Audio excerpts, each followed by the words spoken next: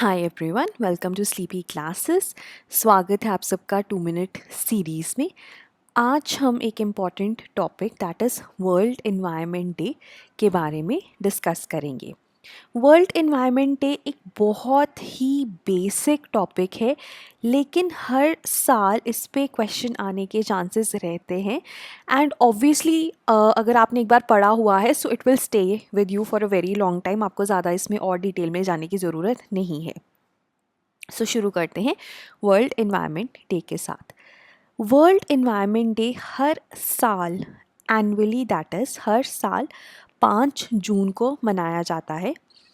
और ये United Nations का एक इम्पॉर्टेंट व्हीकल है, एक इम्पॉर्टेंट उसके लिए एक इम्पॉर्टेंट डे है जिसके ज़रिए United Nations generates awareness regarding the protection of the environment. Not only that, it also encourages action for the protection of the environment.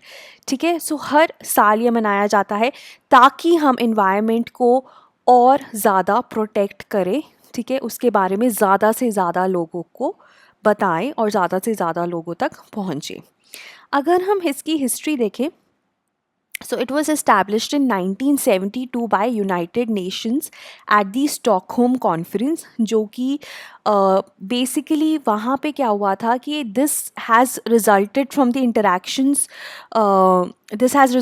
the discussions on the integration of human interactions and the environment, कि कैसे human interactions को हम और better कर सकते हैं जो कि इन्वायरमेंट के साथ होती हैं, ताकि हम सस्टेनेबली जो इन्वायरमेंट है उसको यूज़ करें। ठीक है, rather than degrading the environment we use the environmental resources sustainably. So उससे जब हम इंटीग्रेट करते हैं ह्यूमन इंटरैक्शंस और इन्वायरमेंट को, तो वहाँ पे जो भी डिस्कशंस हुई थी उससे रिजल्ट हुआ था वर्ल्ड एनवायरनमेंट डे का। 1974 में पहली बार ये मनाया गया था with the theme only one earth. So though it was established in 1972, पहली बार ये 1974 में ही मनाया गया था। उसके बाद 1987 में the idea of rotating the centre of the activities emerged. तो उससे क्या हुआ, हर साल डिफरेंट होस्ट कंट्रीज़ होने लग गई। So this was as later as 1987। तो इस्टेब्लिश 1972 में हो गया, उसके बाद पहली बार मनाया 1974 में, और 1987 में होस्ट कंट्रीज़ का कॉन्सेप्ट आ गया था कि हर साल डिफरेंट कंट्रीज़ इसको होस्ट करेंगी। थीम की बात करें, क्योंकि वर्ल्ड एनवायरनमेंट डे में थीम बहुत इंपॉर्टेंट है। इनफैक्ट किसी भी डे को जब हम डिस्कस करते हैं तो हमें उसकी थीम के बारे में पता होना चाहिए। तो अगर हम थीम देखें 2021 की, तो वो है इकोसिस्टम रिस्टोरेशन। एंड इस साल का जो वर्ल्ड एनवायरनमेंट डे है that was hosted by Pakistan.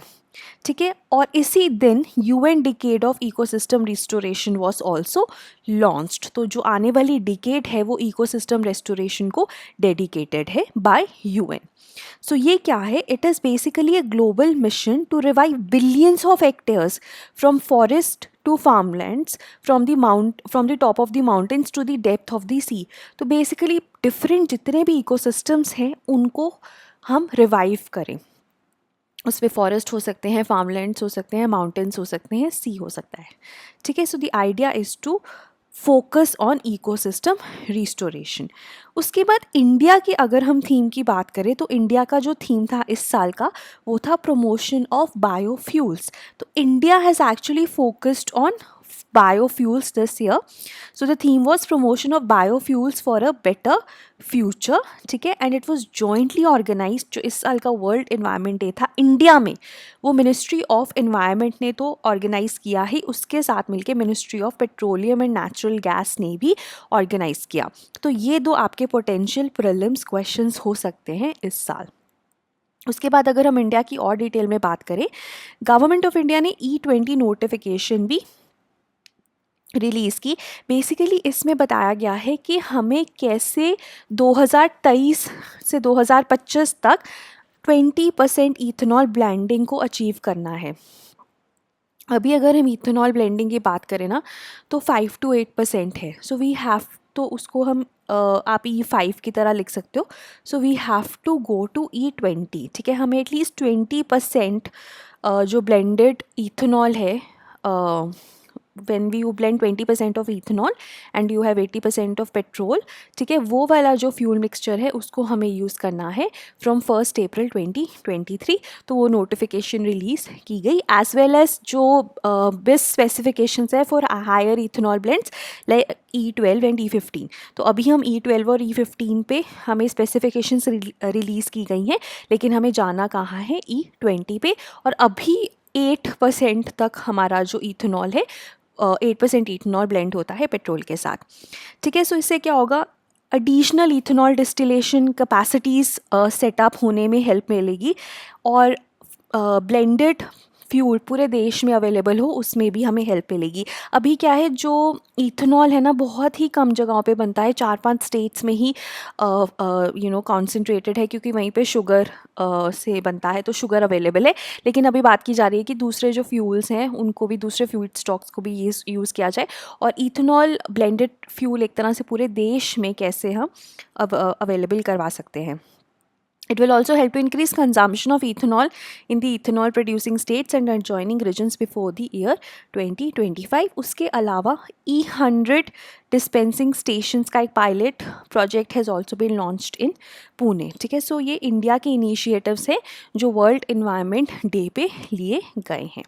So this was regarding world environment day. अगर आपको कोई भी डाउट है आप कमेंट्स में लिख सकते हैं। बहुत ही बेसिक टॉपिक था, but I think it was important.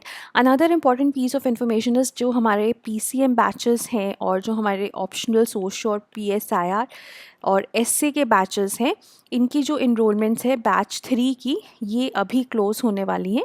So in case you want to enrol, you can either contact our toll free number, ठीक है, जो आपको डिस्क्रिप्शन में मिल जाएगा, या फिर आप हमारी वेबसाइट www.sleepyclasses.com पे भी जाके इनरोल कर सकते हैं। Thank you so much.